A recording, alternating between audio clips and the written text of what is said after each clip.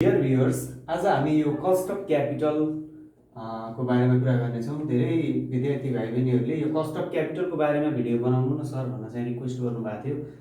मैले हुन्छ पनि भनेको थिएँ, तर केही काम व्यस्तताले गर्दाखेरि अलि समयमा बनाउन सकिनँ। अलिकति ढिला चाहिँ भयो, तर पनि अब आउने इक्जामको लागि जहाँसम्म लाग्छ तपाईँलाई अहिले चाहिँ केही बेनिफिट चाहिँ दिनेछ है। सबभन्दा पहिला कस्ट अफ क्यापिटल भनेको के हो त्यसलाई बुझौँ र कस्ट अफ क्यापिटलमा कस्तो कस्तो कुराहरू पर्छ त्यसको बारेमा डिटेलमा जाउँ। अनि यसको न्युमेरिकल पार्टमा चाहिँ म इन्ट्री गर्नेछु है। सबैभन्दा पहिला cost of capital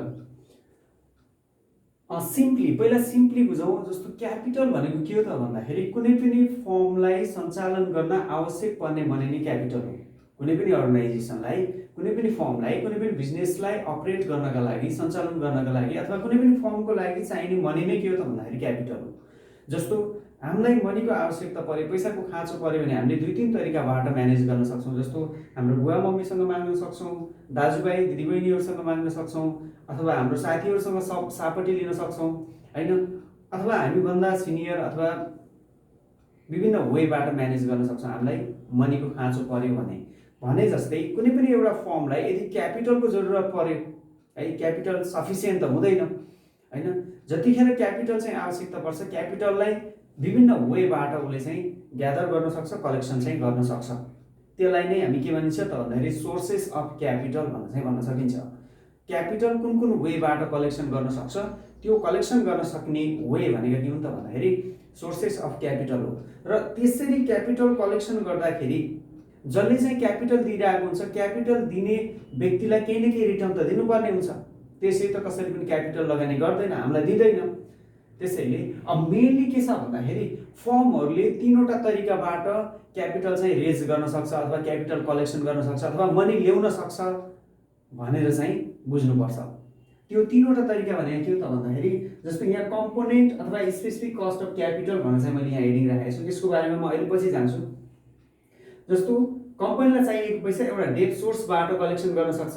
date source भनेको बोन्ड डिभेन्चरहरू इस्यु गर्ने होइन, यस्तै डेट सोर्सबाट कलेक्सन गर्न सक्छ। अनि त्यसै गरी कस्ट अफ प्रिफर्ड स्टक भनेर चाहिँ प्रिफरेन्स सेयरहरू इस्यु गरेर पनि कम्पनीले अथवा फर्मले आफूलाई आवश्यक परेको मनी कलेक्सन गर्न सक्छ। र त्यसै गरी इक्विटी सेयर अथवा कमन स्टक, इक्विटी सेयर भन्नु कमन स्टक भन्नु कुरा एउटै हो। कमन स्टकबाट पनि कम्पनीले अथवा फर्मले आफूलाई आवश्यक परेको मनी चाहिँ कलेक्सन गर्न सक्छ। यसरी कलेक्सन गरिएको मनीलाई होइन, यसरी कलेक्सन गरिएको मनी बापत हामीले जे एमाउन्ट चुकाउनु पर्ने हुन्छ, जे एमाउन्ट तिर्नु पर्ने हुन्छ, त्यो नै के हो त भन्दाखेरि कस्ट हो।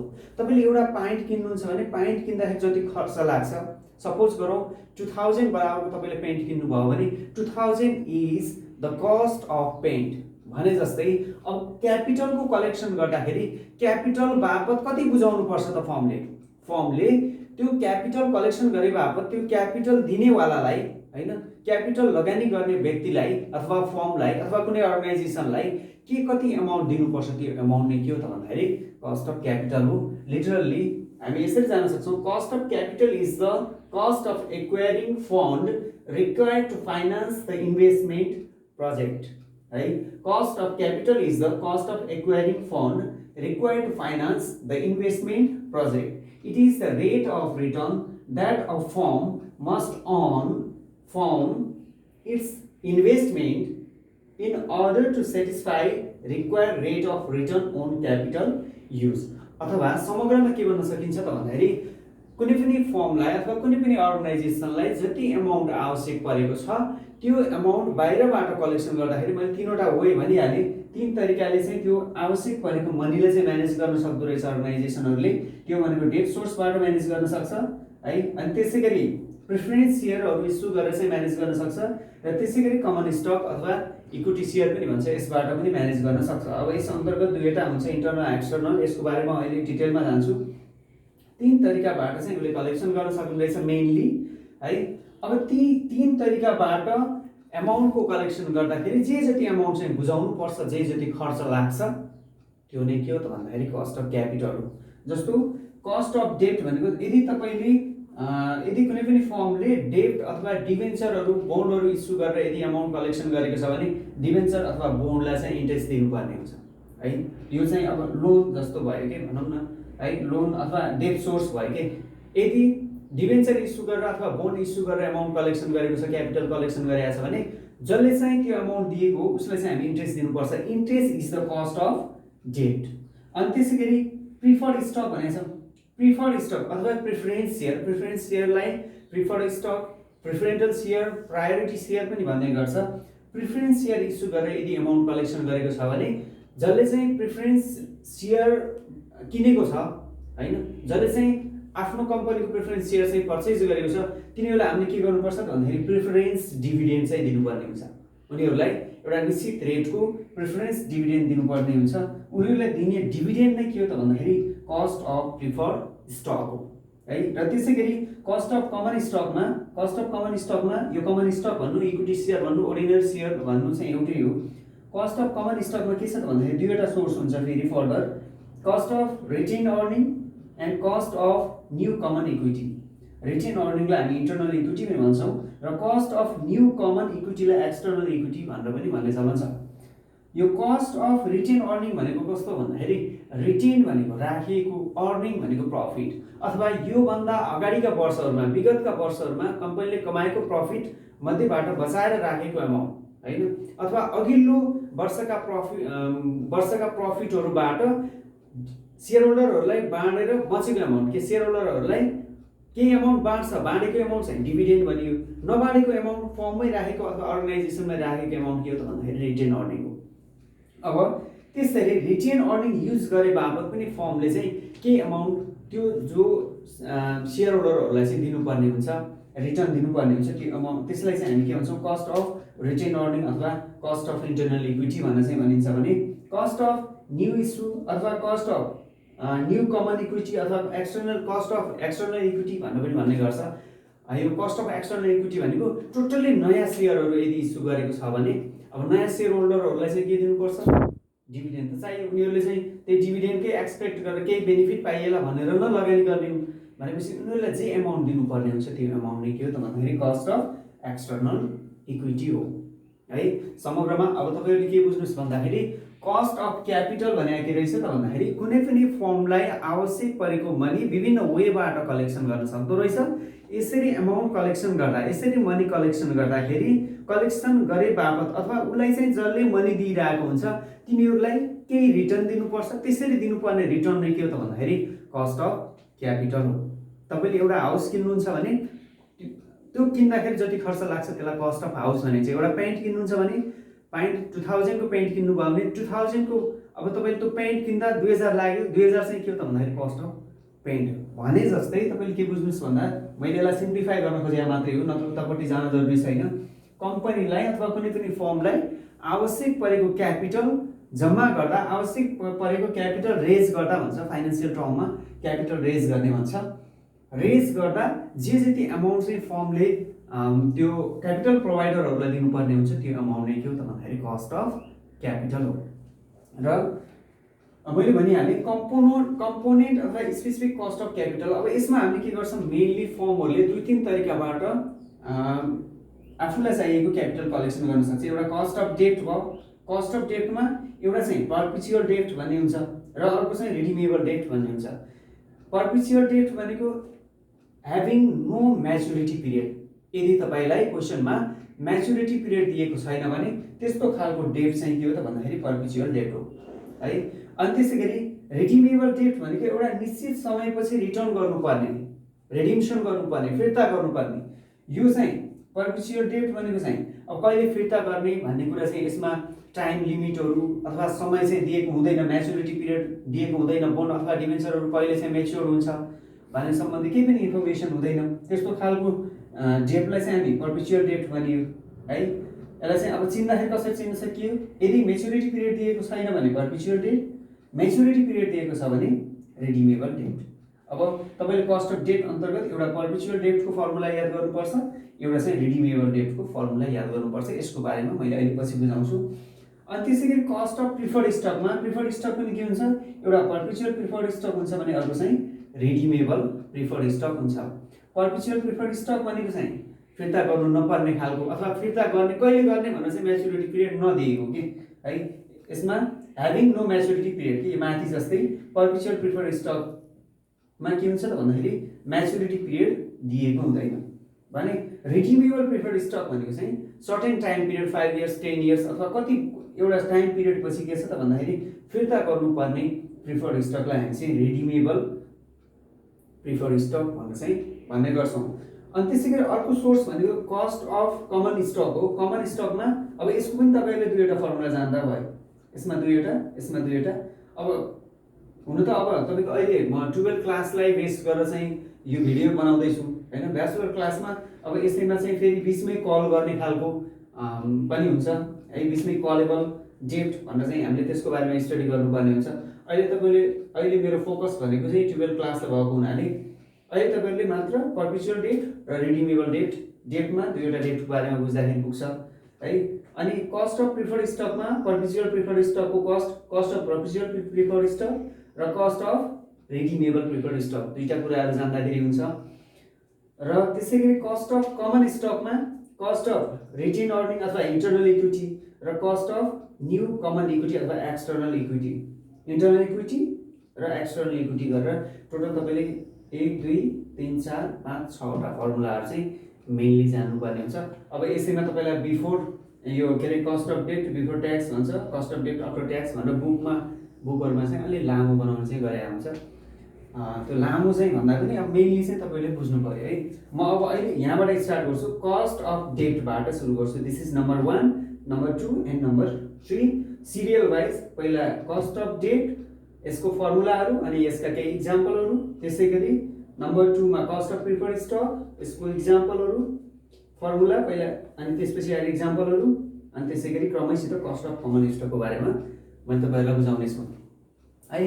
अब म गएँ कस्ट अफ डेट, यसलाई चाहिँ हामी केडी भनेर चाहिँ भन्छौँ। कस्ट अफ डेट मात्रलाई केडी होइन। अनि cost of debt after tax भनेको फेरि केडिटी हुन्छ है। कस्ट अफ डेट भनेको K D, cost of debt after tax भनेको केडिटीले चाहिँ हामी यसलाई चाहिँ इन्डिकेट गर्छौँ। अब यसमा cost of perpetual debt after tax, perpetual debt म यसमा छु अहिले। कस्ट अफ डेटमा पर्पिचुअल डेटको फर्मुला अनि रिडिमेबल डेटको फर्मुला, दुईवटा फर्मुला हुन्छ। मैले अघि पनि भनिहालेँ cost of perpetual debt after tax equals to, यसलाई चाहिँ हामी केडिटीले नोटेसन गर्छौँ। K D T equals to I divided by NP है। आई डिभाइडेड बाई एनपी ब्राकेटभित्र मल्टिप्लाई बाई 1 माइनस टी। यदि तपाईँले यो 1 - टी ले मल्टिप्लाई गर्नु भएन भने यो चाहिँ केडी हुन्छ है। 1 यो जस्तो यहाँ हामीले केडिटी भनेर हामीले डाइरेक्ट निकाल्यौँ। यदि हामीलाई केडी मात्रै चाहियो, कस्ट अफ डेट मात्रै चाहियो, बिफोर ट्याक्स चाहियो भने 1 - टी ले मल्टिप्लाई नगर्ने कि है। हामीलाई normally cost of debt after tax नै चाहिने भएको हुनाले मैले यसलाई चाहिँ डाइरेक्ट फर्मुलामा राखिदिएको हो है। K D T cost of perpetual debt after tax, K D T equals to I divide by NP multiply by 1 minus T. अथवा यस्तो पनि गर्न सकिन्छ, केडी निकाल्ने पहिला केडी इक्वल्स टु के हुन्छ आई बाई एनपी मात्रै, अनि फेरि पछि K D T equals to K D into 1 minus T, त्यसरी पनि जान सकिन्छ है। यसको भ्यालु निकाल्न अनि पछि मल्टिप्लाई गर्दा पनि हुन्छ, तर डाइरेक्ट गर्दाखेरि सजिलो हुन्छ। K D T equals cost of perpetual debt after tax, K D T equals to I divide by NP multiply by 1 minus T, where I means annual amount of coupon interest, अथवा वार्षिक रूपमा कति ब्याज बुझाउनु पर्छ त, ब्याजको amount, annual amount of interest के है, कुपन एमाउन्ट पनि भन्छ। एनुअल अमाउन्ट अफ इन्ट्रेस्ट अथवा एनुअल कुपन एमाउन्ट अथवा annual amount of coupon interest जसरी बुझ्नुहुन्छ है। आई भनेको, एनपी भनेको नेट प्रॉफिट, नेट प्रॉफिट भने फेरि कस्तो, नेट प्रॉफिट इक्वल्स टु पार और face value plus premium minus discount minus flotation cost है। नेट प्रॉफिट हामीले यो चाहिँ क्याल्कुलेसन गर्नुपर्ने हुन्छ। नेट प्रॉफिट एनपी भनेको नेट प्रॉफिट हो। नेट प्रॉफिट कसरी निकाल्ने, पार भ्यालु अथवा face value plus premium minus discount minus flotation cost गरेर चाहिँ नेट प्रॉफिटको भ्यालु निकालिन्छ है। यदि तपाईलाई यो डेट चाहिँ इस्यु गर्दाखेरि पारमा चाहिँ इस्यु गरेको थियो, त्यहाँ प्रिमियम अनि डिस्काउन्टको कुराहरू छैन अथवा फ्लोटेसन कस्ट छैन भने त्यतिखेर एनपी नलेखेर हामी सिधै के लेख्न सक्छौँ, आई बाई फेस भ्यालु के एफबी भनेर पनि गर्न सकिन्छ। नत्र चाहिँ अब यो फर्मुला लेख्यो भने तपाईँ एनपी को ठाउँमा के गर्न सक्नुहुन्छ, एनपी भनेको face value minus face value plus premium minus discount minus flotation cost हो। अब यो भ्यालु दिएको छैन भने 0 एजुम गर्नुस्, नदिनुको मतलब 0। अब 0 भयो भने के हुन्छ, त्यतिखेर फेस भ्यालु इक्वल्स टु के हुन्छ, नेट प्रॉफिट हुने भयो कि फेस भ्यालु अथवा par value equals to net profit हुन्छ। त्यतिखेर यहाँ चाहिँ पार भ्यालु भनेर डाइरेक्ट अथवा फेस भ्यालु भनेर पनि राख्ने गरेको पाइन्छ बुकमा। कुरा चाहिँ त्यस्तो हो। अनि टी भनेको ट्याक्स रेट भनेर चाहिँ दिइरहेको हुन्छ क्वेसनमा। र फ्लोटेसन कस्ट छ। फ्लोटेसन कस्ट भनेको ब्रोकरेज कमिसन अथवा ब्रोकरेज फी भनेर चाहिँ भन्छ, अन्डरराइटिङ फी, अन्डरराइटिङ कमिसनहरू भन्छ, अथवा अरू कुनै कमिसनहरू चाहिँ दिएको छ भने तिनीहरूलाई टोटल गर्ने, त्यो नै के हो, फ्लोटेसन कस्ट हो। दिएको छ भने टोटल गरेर यहाँ चाहिँ फ्लोटेसन कस्ट चाहिँ लेस गर्छौँ है। Cost of perpetual debt after ट्याक्समा K D T equals to I by NP multiply by 1 minus T हुँदो रहेछ। आई को मतलब के रहेछ, इन्ट्रेस्ट। एक वर्षभरिको इन्ट्रेस्ट कति हुन्छ, एनुअल इन्ट्रेस्ट अथवा एनुअल इन्ट्रेस्टको एमाउन्ट कति हुन्छ, आई। एनपी भनेको नेट प्रॉफिट कसरी क्याल्कुलेसन गर्ने, पार अथवा face value plus premium minus discount minus flotation cost. र फ्लोटेसन कस्ट भने फेरि के हो, ब्रोकरेज कमिसन, ब्रोकरेज फी अथवा अन्डरराइटिङ कमिसन, अन्डरराइटिङ फी अथवा कमिसनहरू भनेर चाहिँ दिइरहेको हुन्छ। र टी भनेको चाहिँ ट्याक्स रेट है त, या cost of perpetual debt after tax. अनि त्यसै गरी अर्को हुन्छ cost of redeemable debt after tax. Cost of redeemable debt after tax K D T, यसलाई पनि हामी केडिटीले नै इन्डिकेट गर्छौँ। यो इक्वल्स टु के हुन्छ, I plus F B minus N P divided by N whole divided by F B plus 2np divided by 3 multiply by 1 minus T. यो सिधै केडिटी निकाल्नलाई 1 माइनस टीले मल्टिप्लाई गरेको। यदि तपाईलाई केडी मात्रै निकाल्नु छ अथवा केडी मात्रै भनेको चाहिँ cost of debt before tax हो के, केडी मात्रै भनेको cost of debt before tax हो। हामीलाई क्वेसन सोद्धाखेरि बिफोर ट्याक्स भन्दा पनि आफ्टर ट्याक्स नै सोधेको हुन्छ, त्यसैले मैले यसलाई चाहिँ डाइरेक्ट 1 माइनस टीले मल्टिप्लाई गरेर राखेको। यदि तपाईलाई केडी मात्रै चाहियो, यहाँ माथि पनि तल पनि दुवैमा केडी मात्रै चाहियो भने केडी भनेको चाहिँ cost of debt before tax, K D मात्रै चाहियो भने 1 माइनस टी रिमुभ गरिदिनुहोस्, यसलाई हटाइदिनुहोस्। I divide by NP is your formula है। यहाँ तलपट्टि पनि cost of redeemable debt after tax K D T को लागि मल्टिप्लाई बाई 1 माइनस टीले मल्टिप्लाई गरियो। यदि केडी मात्रै चाहियो भने 1 माइनस टीले मल्टिप्लाई नगर्ने कि, यसलाई हटाइदिने। केडी मात्रै चाहियो भने है, cost of debt before tax भनेर सोध्यो भने cost of debt before tax भनेको चाहिँ केडी हो। केडी इक्वल्स टु यो सबै सेम भयो, यो मात्रै भएन कि, यो मल्टिप्लाईबाट उताको पार्ट 1 माइनस टीलाई चाहिँ नराख्ने कि है। वेयर आई इक्वल्स टु माथि जस्तै आई भनेको कुपन इन्ट्रेस्ट इन रुपिज अथवा कुपन एमाउन्ट, अनि एफबी भनेको फेस भ्यालु अथवा म्याच्युरिटी भ्यालु, एनपी भनेको नेट प्रॉफिट हामीले कसरी निकाल्ने माथि नै लेखिसकेको छ, सो रिराइट गरिनँ मैले। एन भनेको म्याच्युरिटी पिरियड, एन भनेको म्याच्युरिटी पिरियड भनेको तपाईँलाई क्वेसनमै भन्छ कि यो बोन्ड अथवा यो डिभेन्चर यति समयमा म्याच्योर हुन्छ भनेर चाहिँ भनेको हुन्छ, त्यो चाहिँ म्याच्युरिटी पिरियड हो। अब यसपछि अब यसको इक्जाम्पलबाट जाउँ। एउटा चाहिँ पर्पेचुअल डेटको एउटा क्वेसन सल्भ गरौँ, एउटा चाहिँ रिडिमेबल डेटको बारेमा योसँग सम्बन्धित एउटा क्वेसन सल्भ गरौँ। दुईटा क्वेसन अथवा दुईटा क्वेसन सल्भ गरियो भने तपाईँ कस्ट अफ डेटमा चाहिँ समस्या आउँदैन। ओके, मैले इक्जाम्पल लिएको छु यो पर्पेचुअल बोन्डको लागि है, रिडिमेबलको लागि। यसपछि हामी सल्भ गर्नेछौँ, मैले बुझाउँदैछु। Average bank limited can sell ₹1000 face value bond with a 10% coupon, a 10% discount. An underwriting fee ₹50 per bond would be incurred in this issue. If corporate tax rate is 40%, what is before tax cost of debt KD and after tax cost of debt KDT? है, अब यसलाई चाहिँ solve गरेर हेरौँ। यसमा हेर्नुहोस् त, यो क्वेसनमा तपाईँले कहीँ पनि म्याच्युरिटी पिरियड देख्नुहुन्न कि, यो बोन्ड चाहिँ यति समयमा म्याच्योर हुन्छ भन्ने कुरा कहीँ पनि छैन। यसमा के दियो, average bank limited can sell ₹1000 face value bond, 1000 face value bond भन्नु छ, फेस भ्यालु 1000 रुपिस दियो। यदि क्वेसनले केही पनि दिएको छैन भने पनि बोन्ड डिभेन्चरहरूको नर्मल फेस भ्यालु चाहिँ 1000 नै हुन्छ। सेयरको 100, बोन्ड अथवा डिभेन्चरहरूको चाहिँ 1000 हुन्छ है। फेस भ्यालु चाहिँ 1000 विथ 10% कुपन भनेको छ, कुपन रेट चाहिँ 10% दियो, यो इन्ट्रेस्ट रेट अथवा कुपन रेट है। 10% डिस्काउन्ट भनेको छ 10%। And underwriting fee ₹50 per bond would be incurred in this issue भनेको चाहिँ underwriting fee, underwriting commission भनेको चाहिँ फ्लोटेसन कस्ट। अघि भर्खर हामीले कुरा गरेका छौँ, underwriters fee, अन्डरराइटिङ कमिसन यिनी कुराहरू आयो भने चाहिँ त्यो चाहिँ फ्लोटेसन कस्ट हो। हामीले नेट प्रफिट निकाल्दाखेरि त्यसलाई चाहिँ राख्नुपर्ने हुन्छ। If corporate tax rate is 40%, what is before tax cost of debt and after tax cost of debt? Before tax cost of debt भनेको केडी हो। Before tax cost of debt भनेको K D हो। अब केडी निकाल्नु छ भने हामीले ब्राकेटमा 1 - t गर्दैनौँ कि है। अब सेकेन्डमा के छ, after tax cost of debt K D T निकाल्नलाई के गर्छौँ, 1 - t ले चाहिँ पछि मल्टिप्लाई पनि गर्छौँ। हेरौँ यसलाई सल्भ गरेर यसको सल्युसनमा गिवन, यसलाई गिवन लेखौँ। ₹1000 फेस भ्यालु बोन्ड भनेको छ। फेस भ्यालु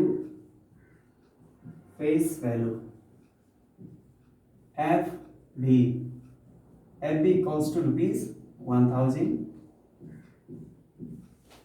अनि त्यसपछि आएर विथ 10% कुपन भनेको coupon rate,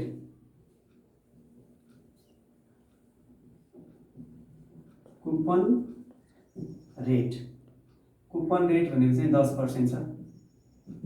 Therefore, annual coupon amount, coupon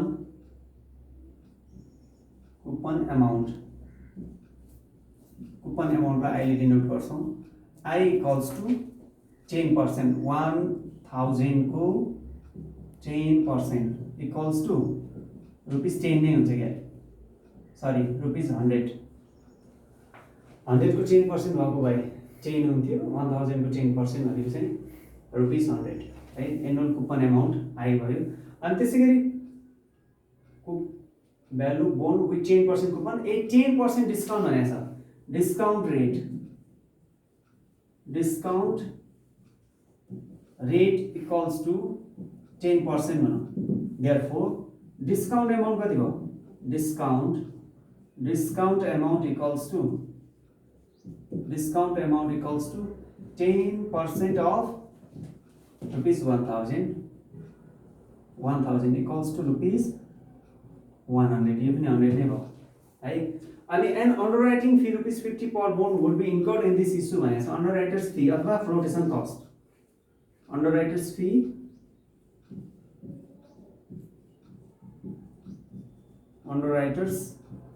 अथवा अन्डरराइटिङ फी भन्छ। यसलाई चाहिँ हामी फ्लोटेसन कस्टमा अरू कुराहरू पनि पर्छ, अन्डरराइटर्स फी, अन्डरराइटर कमिसन हैन, यस्ता खालका कुराहरू पर्छन्। Flotation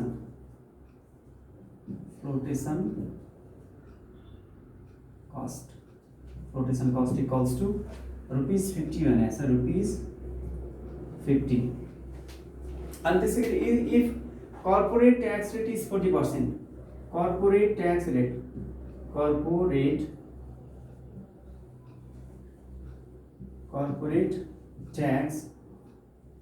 rate T equals to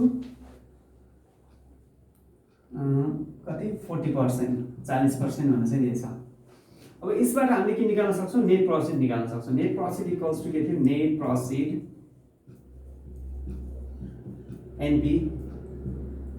NP equals to face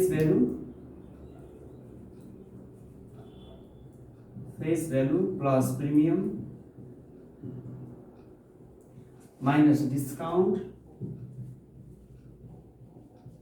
minus flotation cost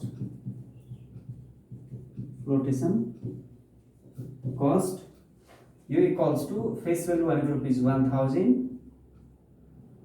plus premium छैन 0, डिस्काउंट छ डिस्काउंट अमाउंट भन्दा हामी यहाँ ₹100 निकालेको छ, सो 100 माइनस फ्लोटेशन कस्ट पनि कति छ, अन्डरराइटर्स फी भनेको चाहिँ फ्लोटेशन कस्ट हो, सो ₹50 फेस भ्यालु ₹1000 अनि फेरि आएर प्रिमियम छैन, डिस्काउन्ट र प्रिमियम दुईटै एकैचोटि कहिले पनि आउँदैन, प्रिमियम आयो भने डिस्काउन्ट आउँदैन, डिस्काउन्ट आयो भने प्रिमियम आउँदैन, दुवै नआउने सिचुएसन चाहिँ हुन सक्छ, प्रिमियम पनि नआउने डिस्काउन्ट पनि नआउने केस हुन सक्छ, त्यो केस भनेको बारको केस भनेको, तर प्रिमियम आयो भने डिस्काउन्ट आउँदैन, डिस्काउन्ट आयो भने प्रिमियम आउँदैन। अहिले हामीले डिस्काउन्टको कुरा गरिरहेको छ, त्यसैले यहाँ प्रिमियमको ठाउँमा 0 राखेर गरेको। यो तपाईलाई बुझाउँदा मैले यति डिटेलमा गएको, नत्र यति सबै मेन्सन गर्नु जरुरी छैन, जे इन्फर्मेसन दिएको छ डाइरेक्ट घटाउँदाखेरि पनि हुन्छ। 1000 प्लस प्रिमियम भनेको 0 माइनस डिस्काउन्ट भनेको ₹100 माइनस फ्लोटेसन कस्ट भनेको रुपिस 50 1000 प्लस 0 माइनस 1100 माइनस 50 भनेको कति हुन्छ रुपिस 850 1000बाट 150 लेस भयो कि 1000बाट नाउ अब के गर्ने ए नम्बरमा के सोधेको छ cost of debt before tax अथवा before tax cost of debt before tax cost of debt यसलाई चाहिँ हामी केडी मात्रै भन्छौँ कि K D equals to I divided by NP net profit अब यसैलाई मल्टिप्लाई बाई 1 माइनस टी गर्यो भने के हुन्छ केडीटी हुन्छ कि है I divide by NP into 1 minus T 1 minus tax रेटले मल्टिप्लाई गर्यो भने के हुन्छ केडीटी हुन्छ आई भनेको आई को अमाउन्ट हामीले निकालेको थियौँ annual coupon amount I equals to rupees 100 divided by N P अहिले भर्खर क्यालकुलेसन गरिरहेको छ एनपी भनेको 850 100 डिभाइड बाई 850 भनेको क्यालकुलेसनमा जाउँ 100 डिभाइड बाई 850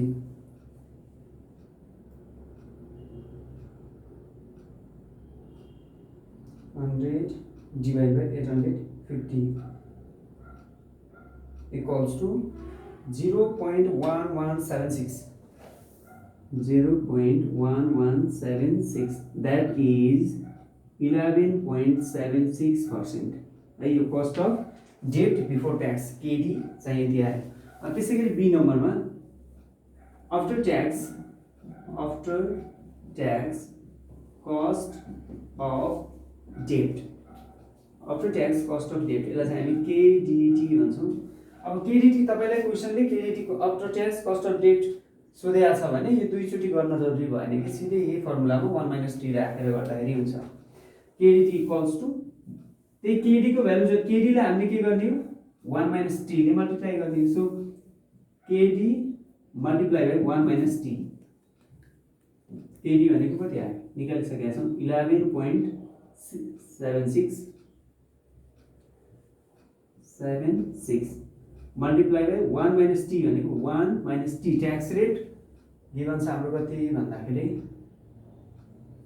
यहाँ छ 40% भनेको 0.40 equals to 11.76 multiplied by 1 minus 0.40 भनेको 0.60 equals to 11.76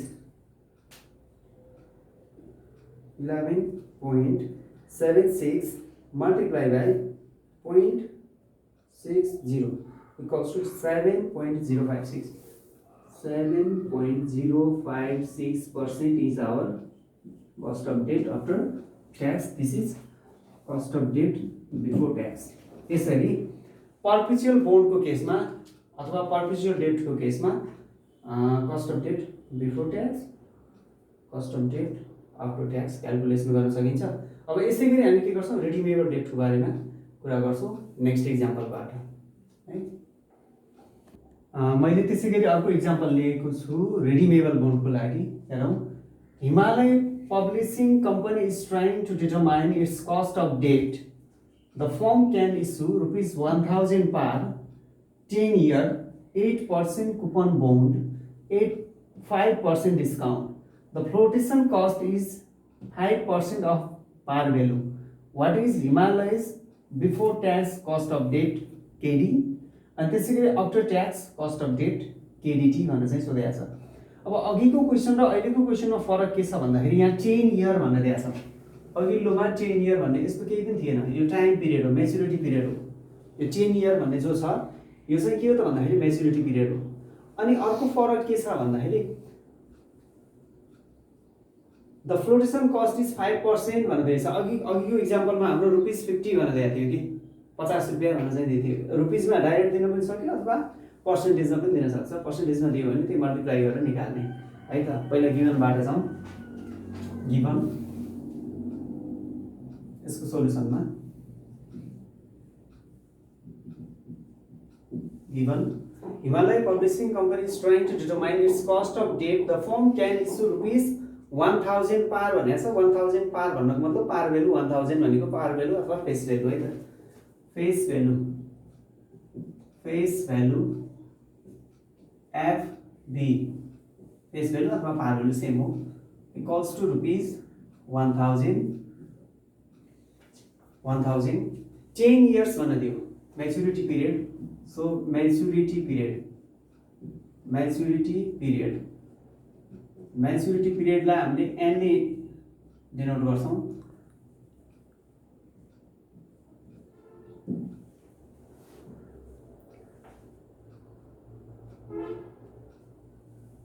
n ले डिनोट गर्छौं so n equals to 10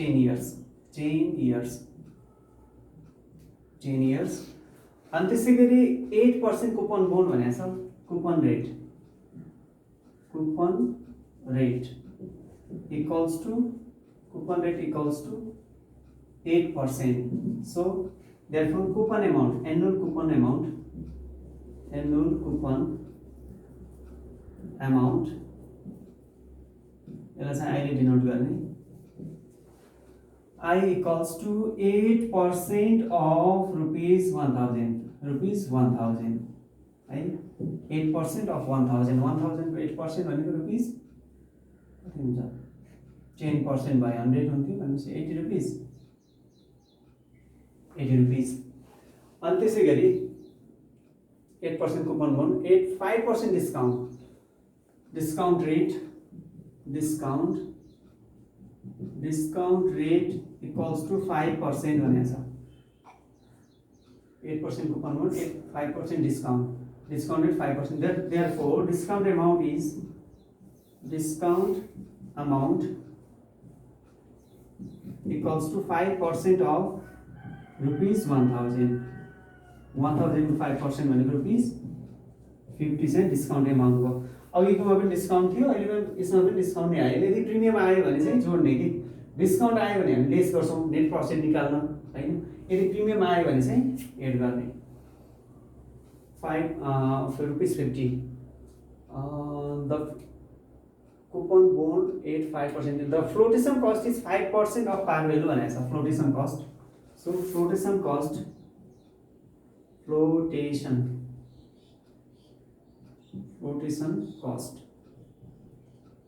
FC flotation cost equals to 5% of par value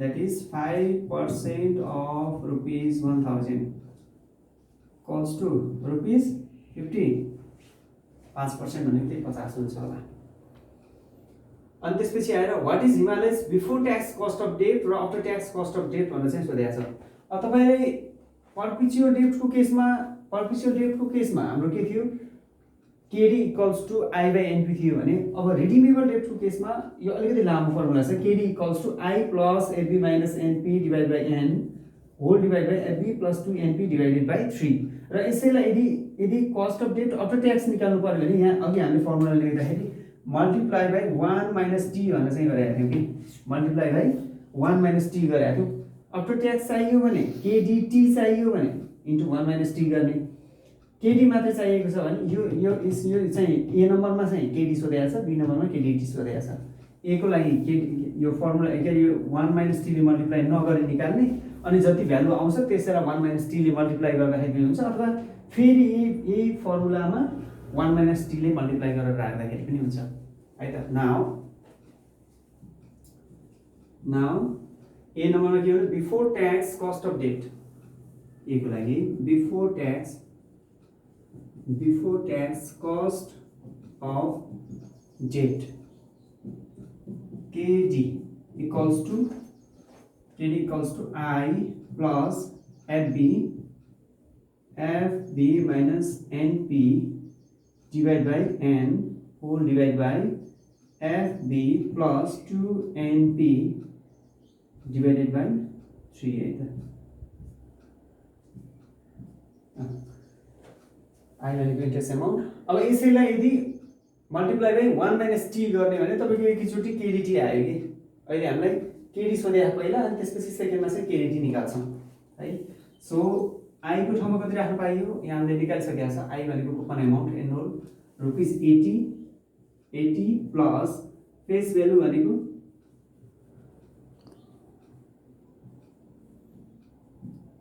I भनेको 80 plus face value ₹1000 minus N P निकाल्न छुटेको छ N P net profit N P equals to हामी योभन्दा अघिल्लो इक्जाम्पलमा पनि सल्भ गरिसकेका छ face value plus premium minus discount minus flotation cost face value भनेको ₹1000 प्लस प्रिमियम अहिले छैन डिस्काउन्ट दिएको छ डिस्काउन्ट कति दियो डिस्काउन्ट एमाउन्ट भन्नु निकालेको छ ₹50 माइनस फ्लोटेसन कस्ट पनि कति दियो ₹50 नै छ 50 इक्वल्स टु 1000 बाट 50 भनेको ₹100 गर्दाखेरि ₹900 चाहिँ हाम्रो नेट प्रॉफिट आयो अलि अगाडि निकाल्नु पर्यो त्यो छुटेछ माइनस 900 डिवाइडेड बाई n भनेको maturity period n equals to 10 years whole divide by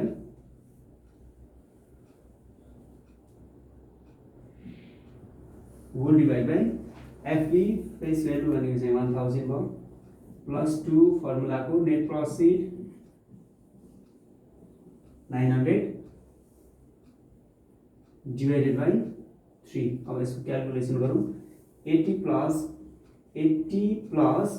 100 minus 900 भनेको सरी 1000 माइनस 900 भनेको 100 भयो 100 डिवाइड बाई 10 भनेको 10 नै हुन्छ र 10 divide by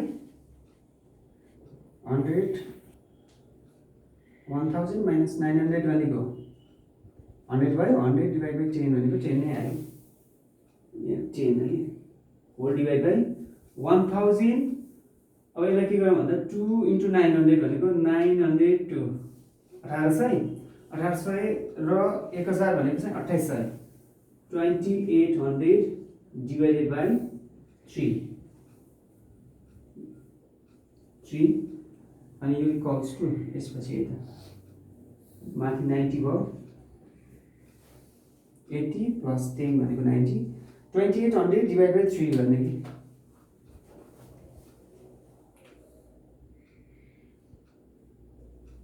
2800 divided by 3 2800 divided by 3 भनेको 933.33 आउँदो रहेछ है 933.33 यो इक्वल्स टु अब यसलाई डिभाइड गरौँ 90 divide by 933.33 equals to 0.0964 that is 9.64% 9.64% यो चाहिँ बिफोर भयो अब यसैलाई आफ्टर ट्याक्स निकाल्नलाई के गरौँ त भन्दाखेरि 1 माइनस टी ले चाहिँ मल्टिप्लाई गर्ने अनि यसको बी नम्बर मैले यहाँनिर सल्भ गर्छु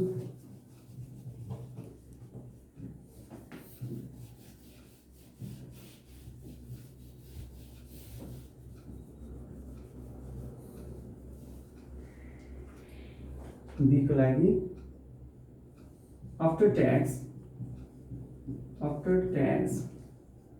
cost of debt KDT equals to KD into 1 minus T अथवा तपाईले यसो गर्ने पनि भयो यो लामो किन गर्ने KD मात्रैको लागि यो फर्मुला भयो KDT भनेको into 1 minus T हो तपाईलाई डाइरेक्ट KDT सोधेको छ बिफोर ट्याक्स आफ्टर ट्याक्स दुईटै सोध्यो भने अब बिफोर ट्याक्स को लागि यसरी निकाल्नु आफ्टर ट्याक्स को लागि चाहिँ KD into 1 minus T गर्ने हैन सिधै after tax cost of debt सोधेको छ भने यही फर्मुला हो KDT equals to multiply by 1 minus T गर्ने कि अघि हामीले पहिला फर्मुला लेख्दाखेरि लेखे जस्तै गर्दा KD को ठाउँमा अब लेख्न पाइयो 9.64 multiply by 1 minus corporate tax rate भन्नु चाहिँ दिएको थियो कता हो क्वेशनमा छैन क्या Himalaya Publishing Company is trying to determine if custody the firm can issue 5%. The flotation cost is 5%. What is the Himalaya? दिएको छैन भने 40% एज्युम गर्ने राख्ने है त 0.40 40% भनेको corporate normally corporate tax rate 40% हुन्छ त्यही 40% एज्युम गर्ने यदि क्वेसनमा नदिएको केसमा so equals to 9.64 multiply by 1 minus 0.40 भनेको 0.60 यो इक्वल्स टु मल्टिप्लाई गरौँ 9.64 multiply by 0.60 5.784 is our cost of debt after tax. अब पर्पेचुअलको केसमा पनि हामी दुवै तरिकाले पर्पेचुअलको केसमा दुवै तरिकाले भन्नाले बिफोर ट्याक्स र आफ्टर ट्याक्स दुईटै अब तपाईलाई सोध्यो भने चाहिँ निकाल्ने तरिकाको बारेमा कुरा गरियो। अब यसपछि कस्ट अफ क्यापिटलमा हामीले कस्ट अफ डेब्टको बारेमा कुरा गरियो। अब यसै गरी कस्ट अफ प्रिफर्ड स्टक र cost of common stock cost of preferred स्टकमा पनि रिडिमेबल र इरिडिमेबल अथवा तपाईको पर्पेचुअल र रिडिमेबलको बारेमा हामीले कुरा गर्दैछौँ। अनि फेरि कस्ट अफ कमन स्टकमा इन्टरनल र एक्सटर्नलको बारेमा कुरा गर्नेछौँ। त्यसपछि डब्ल्युएचसिसी भन्ने छ यसमा। अब यसपछिका पार्टहरुमा क्रमशः म गर्दै जानेछु, हेर्दै गर्नु होला। Thank you.